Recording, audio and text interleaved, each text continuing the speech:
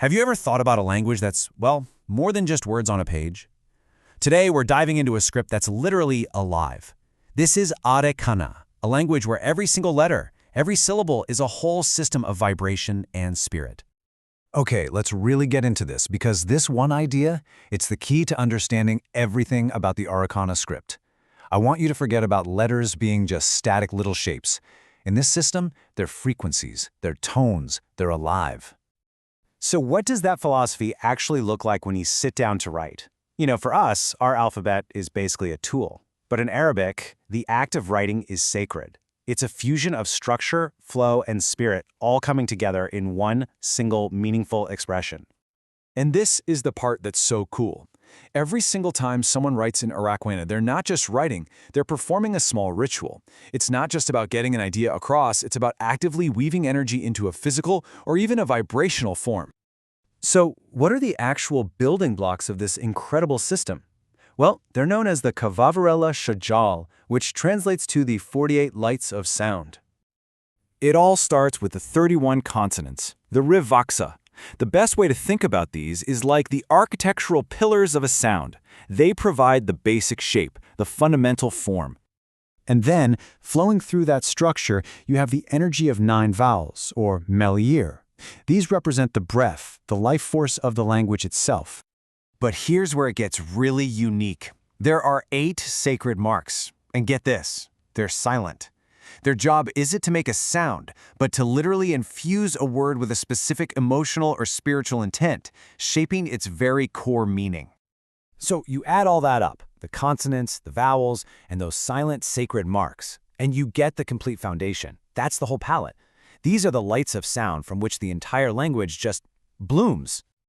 Okay, so we've got our 48 lights, but how do they actually combine to create real meaning? Well, they forge what are called sacred syllables, and this is where we find the real heart of Arreqqana's power.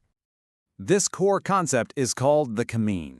Now, this isn't a syllable like cat or dog. Not at all. Each kameen is a complete, self-contained vibrational unit, and each one has its own unique purpose and energy. All right, the most common type of QHamin is the CV cluster. That's a consonant followed by a vowel.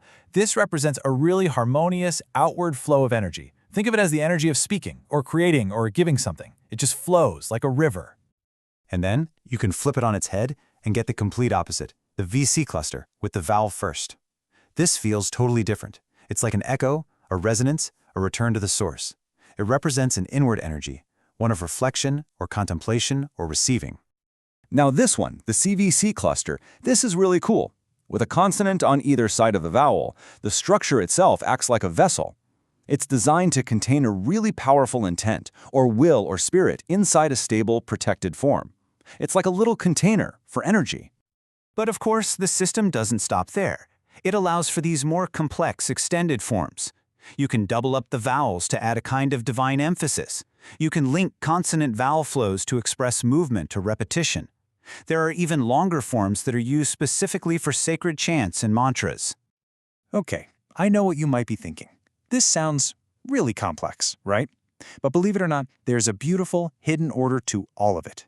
This entire system is meticulously recorded in a foundational text called the Kavavarella Codex. You can think of the Codex as a grand map of sound. It charts every single one of those primary sacred syllables, and it categorizes them by their specific geometric form and their unique vibrational energy. It's all laid out. And here's the key. Every single syllable type we just talked about has its own designated place in this system. See? The outward linear flow of a CV cluster, the inward root spiral of a VC, that stabilizing containment seal of a CVC. It's not random at all. It's a perfect geometry of vibration. So, what does all this mean? I mean, why go to such lengths to organize sound in this way? To answer that, we have to zoom back out to the core philosophy of Arreqqana. Just think about that for a second. This quote captures the whole idea so beautifully. It's saying that every single kamanamin, every one of those sacred syllables, is a tiny, perfect piece of the universe's total vibration, a single point of light inside this great cosmic wave. And that brings us to the ultimate takeaway. In Arreqqana, writing isn't just communication, It's an act of creation itself. By combining these syllables, a writer is literally weaving the fundamental threads of sound and energy into something entirely new. And that just leaves us with this fascinating thought, right? A challenge to how we see our own language. What if we thought of our words not just as abstract symbols, but as a tangible force with the real power to build, to shape, and to change reality? What would you create?